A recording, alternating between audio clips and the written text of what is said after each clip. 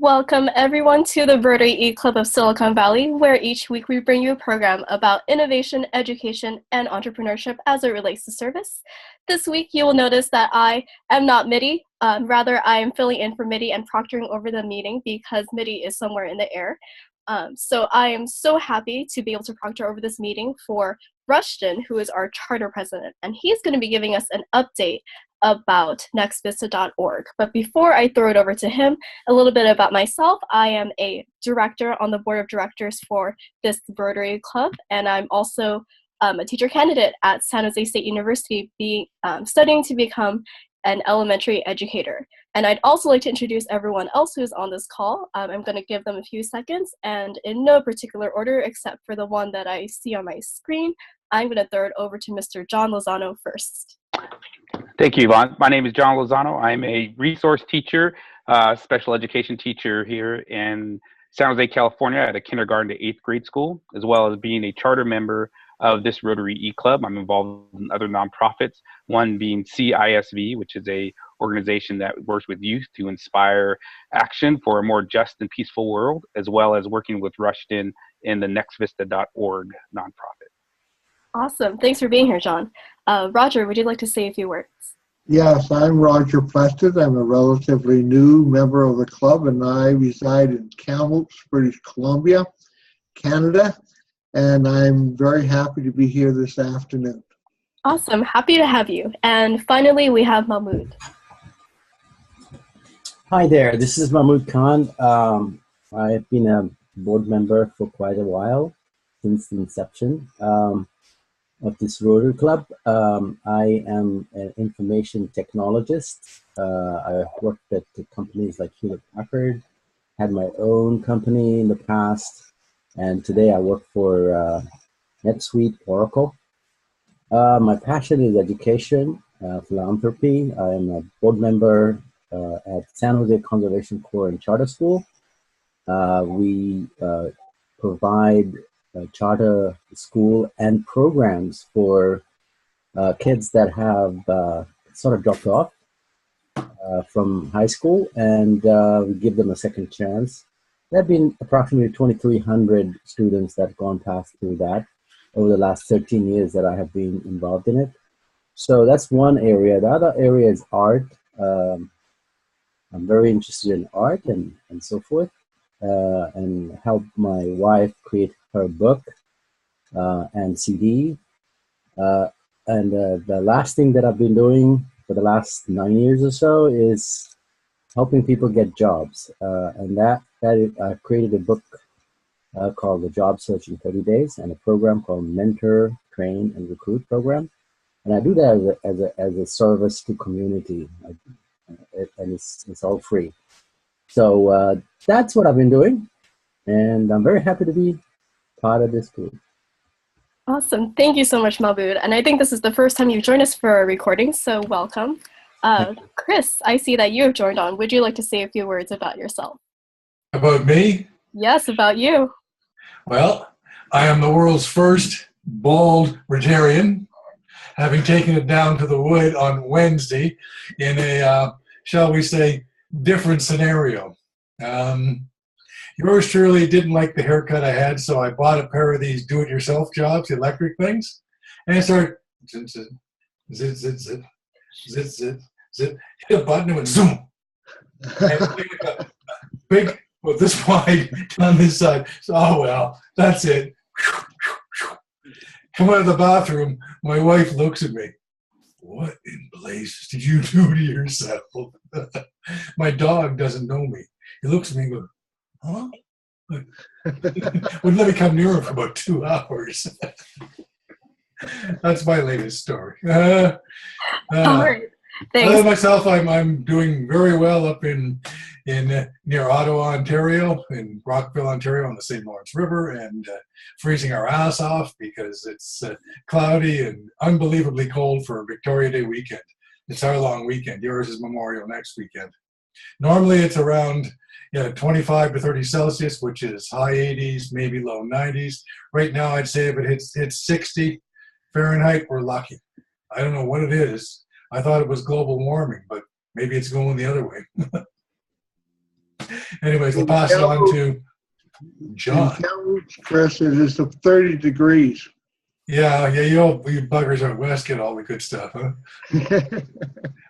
Yeah, on Wednesday and Thursday, outside suntanning, getting this bald head from white to some kind of color. Wonderful. Wake up this morning. Yesterday wasn't bad. Wake up this morning, go outside, shorts and a t-shirt. Back in. Even the dog, send the dog, go, no, back in. The joys of living in Canada. And with that, I think we're going to move into our main program for today, which is our very own Rushton Hurley, who needs no introduction. Sure he does. I'm going to let him introduce himself. Well, because those watching may not know who he is. So cool. Thank you very much, Yvonne. It is totally cool to have the opportunity to tell you a little bit about the work I've got going.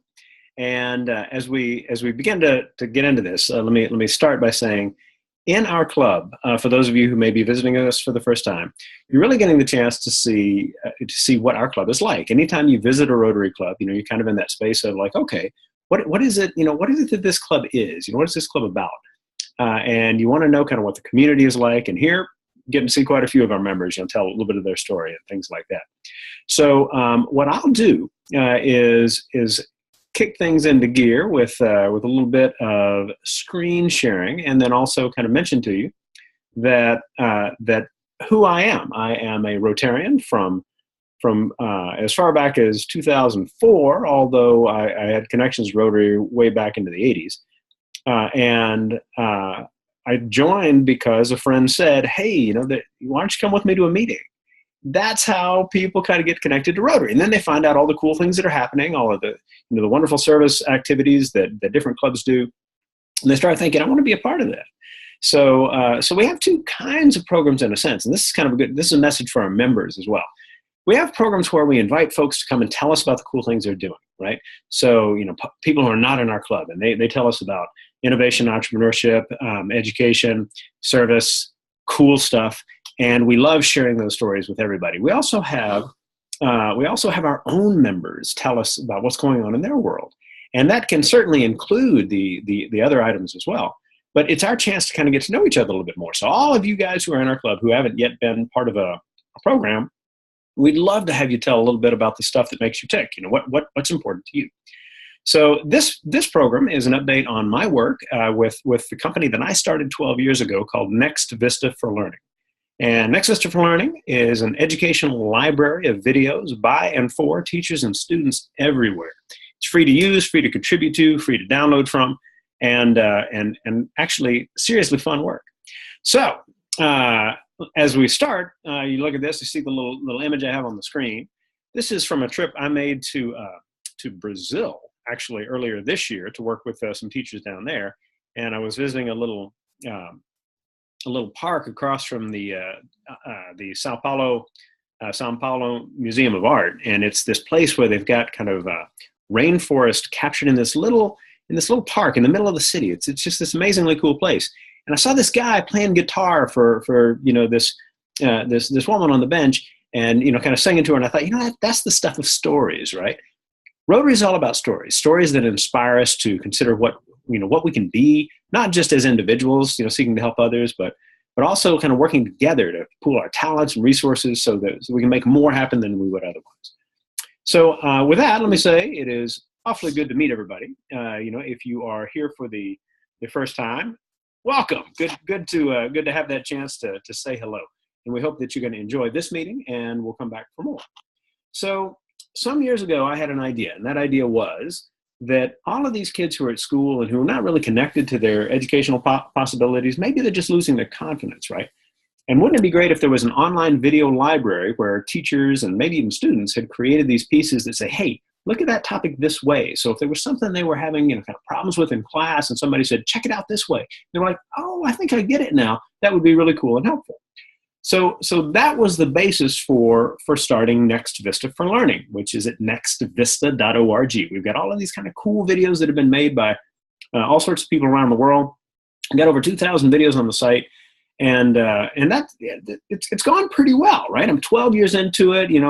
As I said, a couple thousand videos. I've presented to over 100,000 teachers in the time that I've worked. And I want to explain why this little nonprofit has succeeded at a time when it's been kind of hard. I mean, the late O's were not, say, the most optimal time financially to be kicking a nonprofit into view.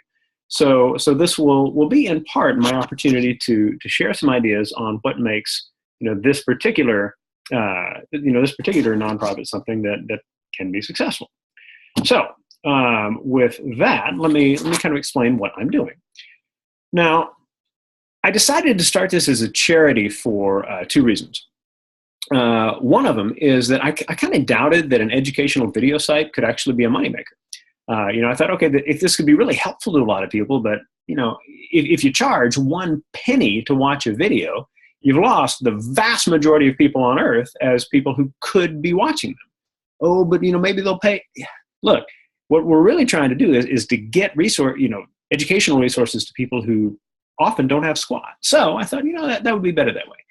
I also knew that when I think about educational grants, any kind of foundation or public entity that's tossing, or even corporate entity that's tossing a grant out there, they always want to know how are we gonna see from this grant that you'll disseminate the benefits of the funding? How will the funding really help a lot of different people? And to partner with a nonprofit educational video library that's free online for everybody, so all of the things that are part of that particular grant effort could become short educational videos that will help other people. That would be like ideal. So I thought, okay, we're the perfect grant partner. That'll generate lots of revenue to run this thing. Hey, I thought that would work great. Well, I still think it's a fairly good idea, but a world economic crash is complicating for that kind of plan for making something happen. So I ended up having these two challenges. One where I needed funding to make the whole thing go, and I needed people to give me videos. I needed teachers and students create videos so that we could put them in the library, and we're going to have like these different pieces of it. Make it something that people would really be kind of like, okay, that's great. We want to contribute to this. We're going to do projects and all of these kinds of things. With the downturn economically, there weren't a lot of grants out there. And it turns out that a lot of people love the idea of a video library, and very few people actually think they can make videos to contribute to it. So I had a bit of a problem on my hands, and I thought, okay, well, how do I work this out?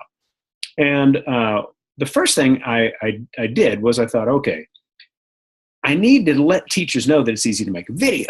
So I started going to conferences to explain, look, here are these very simple programs that are out there. Look how easy it is to make a video. Often teachers would respond by going, I had no idea it was that easy. I'm like, yes, I was telling the truth. And imagine how it works with your kids, how they can talk about, what they're learning and how this. I'd had experience like that as a high school teacher of Japanese language back in the day. And I thought, this is something you just got to do. So how were people finishing up those sessions? They were coming to me afterwards and saying, we loved your session. I was like, great, that's awesome. Are you going to make videos? They're like, well, maybe, but would you come and speak at our school? Would you come and speak at our conference? And so it turns out that the revenue that runs Next Vista for Learning is almost all the work I do as a speaker and trainer. Now, I had never envisioned that. That had never been kind of my sense of how this is all going to work. But it is how things happen.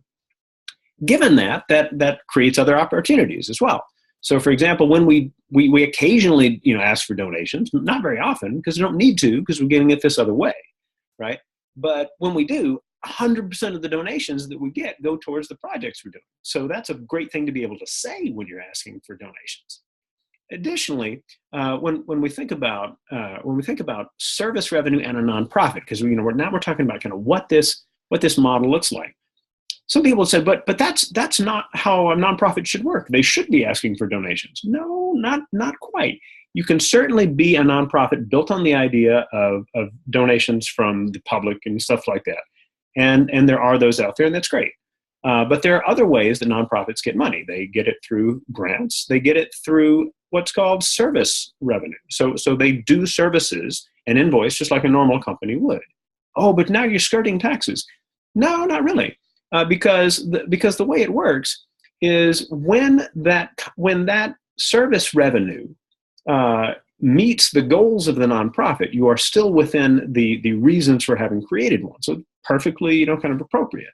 And it's actually much healthier for a lot of nonprofits not to rely on the ebb and flow of donations, or at least nonprofits that are under a model similar to mine. Now for me personally, that means I'm never going to be able to sell this, right? So I'm not going to like turn it around and say, look at all these videos, pay me $1 gajillion for this site. Can never do that because it's a nonprofit. I can turn it over to another nonprofit, and that's fine.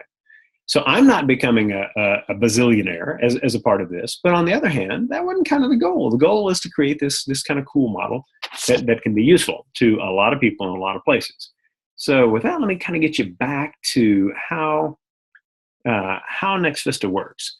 So when we think about Rotary, we think about the motto, right, which is service above self. And so, let's think about, kind of business success and something like a motto for service. And so things like this, it's like, all right, service above self. What does that mean? Well, in a sense, it's about doing good, and people respond well to people who are doing good. You're creating a story about the work you do that creates connections with people. So they're interested in working with you because they believe in your story, assuming that you've got a compelling story, right? So that's one piece of how my perspective as a Rotarian kind of underlies what I do running my little nonprofit. There are other pieces. If you look at the 4-way test for Rotary, the first is it the truth? Well, in a sense of like trying to run a business well, and I don't know how well mine runs, but I mean, it meets our expenses, so that's got to be one thing. But on the other hand, you have to know when you're running any business when your plan isn't working, right? My whole plan to do all this via grants, that wasn't working. So it turns out that there were other ways to do it. And if you stop and you say, okay, well, I just need to be true to circumstances, as opposed to thinking that when it's clear that my original idea wasn't the right way to go, to just kind of keep going with that. Another piece of the 4-way test is it fair to all concerned? Well, when you think about the idea of fairness, a lot comes down to, are people invested in your idea, in your business? Well, in my case, yeah, the idea that kids could submit videos and everybody would be kind of judged by the same standards. We're real serious about using copyrighted material appropriately, or actually more to the point, using Creative Commons material appropriately, not using copyrighted material for which you don't have permission, learning to cite your sources, things like that's a part of it. And kids get to learn those pieces as they go. And so when something they submit gets on our site, they know they've gone to some trouble to actually do it right, which is pretty cool. So that sense of fairness and accomplishment is something that becomes a part of what has been successful for Next Vista. Third part of the 4-way test, will it build goodwill and better friendships? Well, one of the things we do is we hope to get videos from different parts of the world where people are telling about their communities. Now, why is that important? Well, obviously, if you're a student somewhere and you're studying, let's say, Japan, and somebody says, oh, Japan, samurai, and whatever they tell you, right? All the better if they get a chance to watch a video by some teenager in the city of Nagasaki who says, this is my community, and this is my school, this is what we learn in school, this is what we do on the weekends, this is what we hope for the future. That's great for kids kind of getting into that space of really, truly learning about some other part of the world, which I think is pretty cool. Finally, will it be beneficial to all concerned? Now, in any business, to whatever extent you can get win-wins out of this, as opposed to, I really cheated that person out of something. I mean, when you can get everybody going with something and they're all into it, now you've got like a recipe for keeping your thing going. For me, building confidence in teachers and students about how they use technology and how that can be like a meaningful part of what they do in the classroom, that ends up being this really cool piece of this. So, when I think about all of these different pieces with the 4-way test, I think a lot of this and the motto, service above self, can be the kind of thing that helps people understand how to run a business well. Now, it will undoubtedly work different for different people, but still, that's the idea. So a little bit about, the site. The library has 3 collections in it. The first one's called Light Bulbs. That's about academics and career topics, right? I love seeing kids kind of learn about, different possibilities for careers and see, kind of creative things, related to whatever they might be learning in school. Another's called Global Views. This is the one I was talking about before, where you might have kids in South Africa, like at Richard's school, making videos telling about their community, and then at Nate's school in Japan, telling about, what they do. And then like the school in Chicago where Mark's, Mark's wife's school they have kids like telling me. I love the idea that you could find videos where people are telling about different things and connecting over stuff like that. Seeing Service has the obvious connection to Rotary. And I think, when you look at these videos and you learn, okay, well, this is about helping people with their education, helping about, learn different parts of the world, about the joy and meaning that comes from helping others. It's kind of easy to see that a Rotarian started this. So there's that. Now, there's a couple of videos that I'm not going to show, in part because of the complexity of trying to get videos to kind of show in this space. But when you watch these videos, this is one that came to us from Guadalajara, Mexico, and it's about pie, right? But no one says anything, right? There's like a song going on in the background, but these balloons are like making their way across what is in essence the diameter of the circle, and then they change color, and you see them go around, and pretty soon you figure out, okay, there's 3.14 sets of balloons. That's the relationship of the diameter to the circumference of a circle, and trying to get people to understand, conceptually what pi might be. Or something much simpler for younger kids, whatever it might be. A video can be really powerful in that regard. Now, another piece can be a history piece. Here's something that was done by some kids here in the Bay Area about Apollo 11. And they've got their faces there on the screen as they tell who they are, and then give the history of kind of the space race and a little bit about that. You get to hear some audio of John F. Kennedy, kind of inspiring us all, and that kind of thing. So there's a lot of different ways that video can be powerful for getting kids to go, wow, that's really cool, especially if it's video created by other kids. So we do all kinds of projects. We have these contests where we ask kids to creatively explain in 90 seconds or less something one might encounter in school. We do this all the time. We give away gift cards and certificates, and international glory is a part of that. The career explanation is a big thing, because we got over 100 videos in our career section. And one of my hopes is that we will kind of do some more of, things like this, where more kids will explore different careers and make videos about what they learn. They interview people who are in it, and they have pictures of the different things they do, stuff like that. The service via video is something we do every year. And this is where we challenge kids to get to know charities in their community, or nonprofits, or just service clubs, people who are making their communities better for others. And that's a pretty cool thing, for any Rotarian to see, and especially when you start seeing what kids have created for that. Awesome stuff. And then finally, that new one, the English Language Project. That's one where we figure there's hundreds of millions of people around the world trying to learn English, maybe in school, maybe to help themselves with job possibilities. And we're building a library of hundreds and hundreds of short videos that can help them learn simple vocabulary and sit alongside any curriculum. So we got a lot of different projects going on. I hope this is kind of interest to different people, and that maybe we'll get in touch and talk about these ideas going forward. So, this is an example of one of our EL project videos, right? The English Language Project, or the EL project, or as I like to call it, L project. Anyway, so I've got teens whom I've hired, right, creating the visuals for the video, and they're learning how to speak slowly and carefully so that it will be easier for someone who is learning English, things like that. And we've got a lot of cool pieces there. We've got over 200 videos in that program already. So, when we think about, going around the world, and this is another one of my little Instagram shots from a trip I made to China. Everywhere I go, teachers are kind of in that same space of, what is it that I can do? How can I use these technologies in an interesting way? How can I inspire my kids? How can I bring this to make their learning all the more effective? And I love being able to share ideas on fronts like that. So with that, if you have questions, I'm certainly happy to address them. We've got our group here and all. And I'm excited that we're able to get together as a club and kind of share some thoughts along these lines. And I'll make sure that there are links below, or at least I'll provide them MIDI, and he'll make sure that they're there, so that if you want to get to these slides or any of the videos that I reference or anything like that, you'll be able to do so. So with that, Yvonne, thank you very much for allowing me to give my 15-minute, kind of update on what Next Vista is, and I'll hand it back to you. Awesome. Thank you, Rushton. That was amazing. So glad to see you tying in your nonprofit with Rotary, and kind of cool how those things kind of intertwine. And wow, Rotary actually goes into our businesses and our lives. Who would have thunk it? So I'm going to start off the round of questions, and I'm going to just kind of go around. And if you have a comment or a question or a thought that you would like to give Rushton, you can go ahead and just either signal to me somehow, or else I'm probably just going to call on everyone so that everyone has a chance. So my question to you, Rushton, is that you have a lot of awesome contests and programs for the youth. How do you get the word out to them to let them know that, hey, this is the thing that's happening and you can enter and you can win? Cool. Yeah, that's happened mostly via word of mouth. So whenever I go and I speak at a conference or something like that, let's say that there could be 400 or 4,000 people in front of me, as I'm giving some message, I'll talk about, kind of what's going on with our nonprofit and contests, and people say, oh, I want to get involved.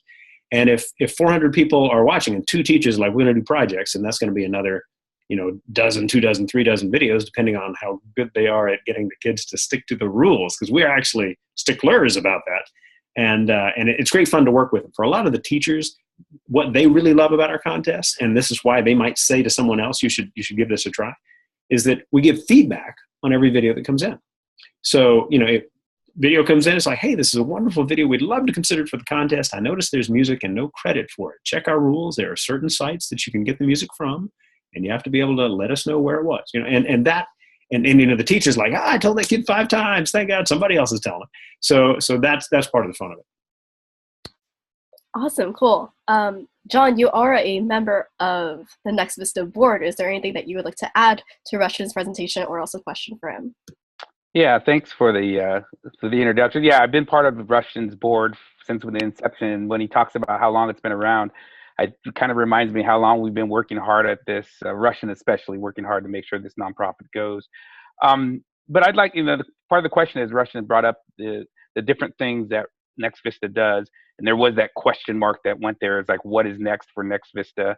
I think that's maybe something Rushton might want to talk about. But I think for the people who are watching this, why I've been drawn to it as a teacher, I could use these videos in my classroom, not worry about the content not being appropriate, or and maybe Rushton, you could address why this is unique, different from something like Khan Academy or TeacherTube or something else that's out there, because those are monetized sites where Next Vista is different, and why as a teacher we don't have to worry about those things as far as being filtered within a district, or kids having access to it at home and those types of things. So it does make Next Vista very unique for educators. Cool. So TeacherTube is a educational video site for which anybody can upload, and there are ads, and so that means that quality can vary. We try to keep a good standard by which any video has to meet that standard. It might not be like the most exciting video, but if it's good at getting a thought across, then that's probably pretty cool. To go ahead and get it out there. So that quality piece is one thing. You look at someone like Khan Academy, which actually isn't monetized. They actually work a different way, but for them, it's sort of like build across the entire curriculum, right? So a video for each concept within the curriculum, which is great. I could talk about the strengths of Khan Academy all day, but for us, it's more about what are creative approaches to learning different things that come from individual teachers and students, and we think that kind of crowdsourcing piece is useful for us as well. In terms of kind of what the future holds, I'd say that the big things are developing projects that we've got going. Love to find more partners for our English language project. Anybody who's interested in helping kids in places like in the UK and Australia, in Ireland, Canada, the United States, where there are immigrant kids trying to learn English, happy to work with them to see how the stuff we're making can be of value, because it doesn't cost anything, right? And so, there may be clubs that are like, oh yeah, we want to support these, and we can work together to make some cool things happen.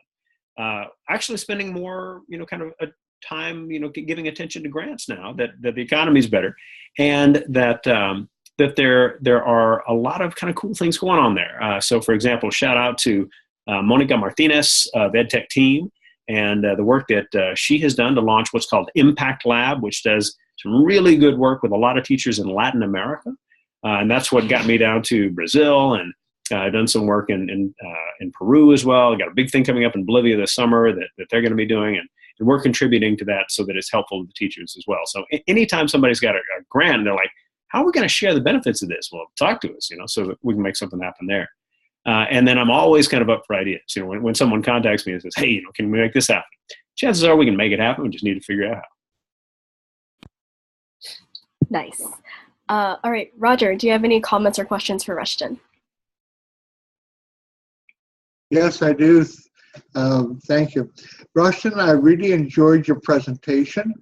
One of the main reasons I attended today is because of the what you had asked me to do in terms of contacting the Interact Club here, which I followed up, and I was talking to the president of the host club for the Interact Club, and I realized that I didn't know very much about your program. And it was extremely difficult for me to answer any of his questions. Perfect. First of all, what is the relationship between our club and the nonprofit? Great question. And let me also build off of your comment as well. Interact clubs are great for having kids who might say, we're doing this project and we want to tell the story of that project. Well, our service via video space is really good for that.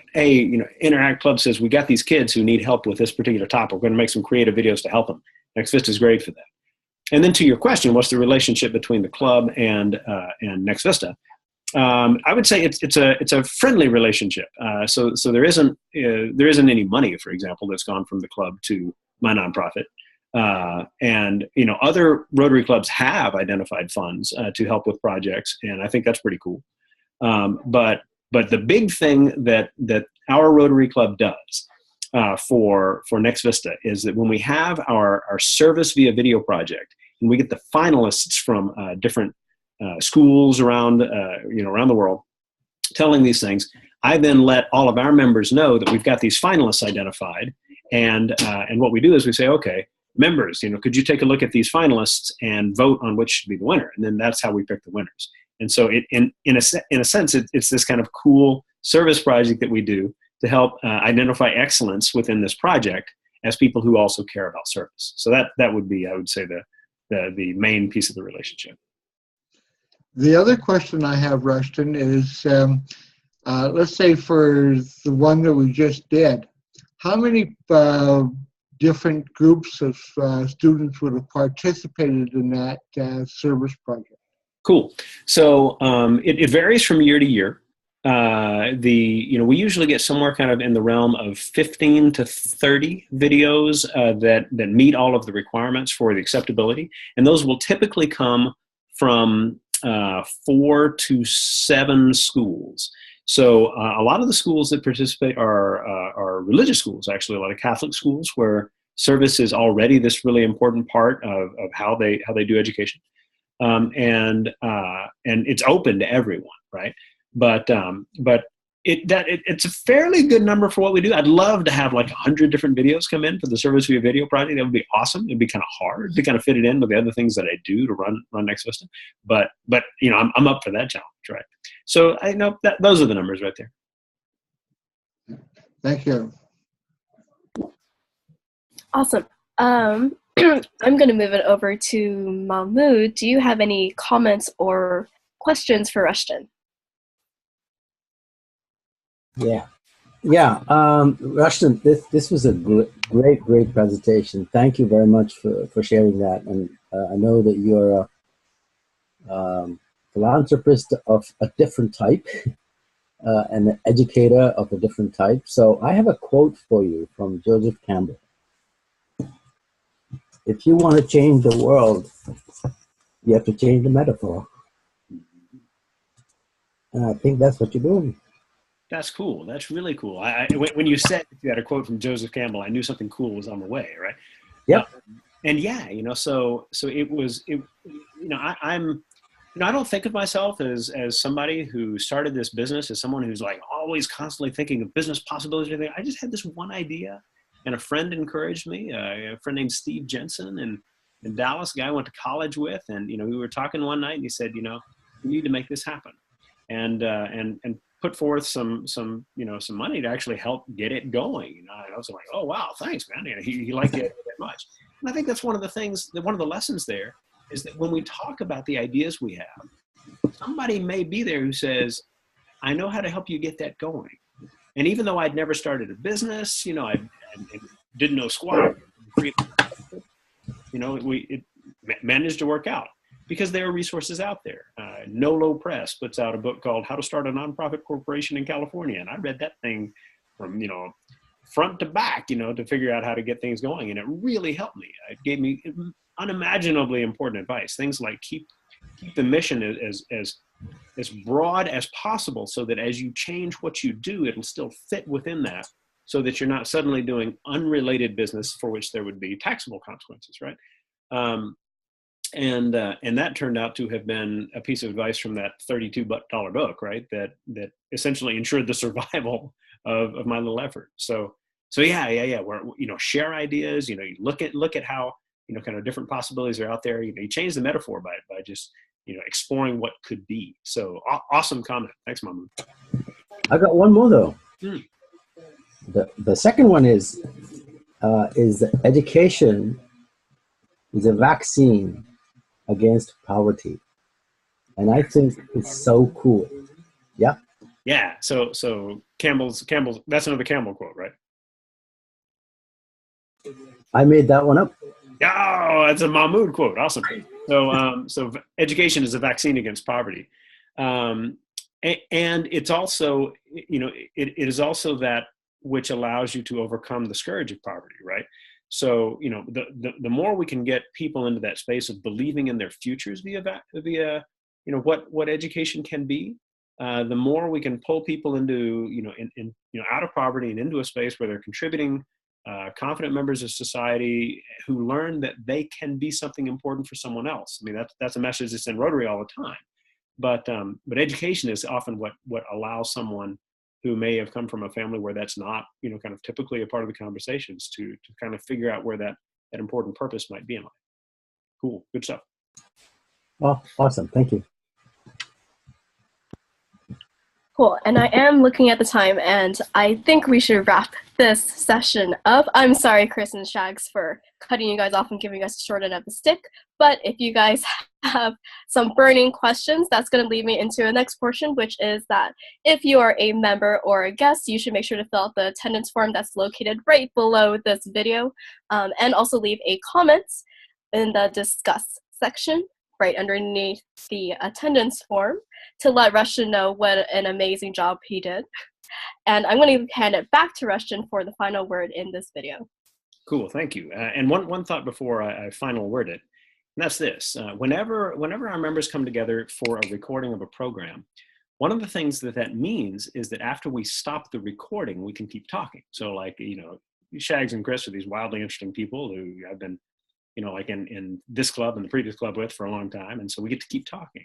And we bring all of these interesting people, I hope I qualify in that regard, but we bring all of these interesting people in to talk to us. And joining a recording means, you get a chance to, kind of keep going even after we've, gone over our, 30, 35 minute, kind of time stretch with this. The last thought for you is this, what we do in Rotary, that whole idea of service to others is not simply about being good. It's about living a life that's fulfilling. It's about understanding that the perspectives that we learn as a part of Rotary can inform all kinds of things in our personal and professional lives. And as it turns out for me, I get to do this really, really interesting job in part because of things I learned via my experiences with Rotary. And I hope that that's going to be the case for all of the many young people in our club, which is another cool thing about our club, right? We kind of span generations, which is it. So thank you, everybody. I hope you'll join us next week as well. And Yvonne, thank you for hosting.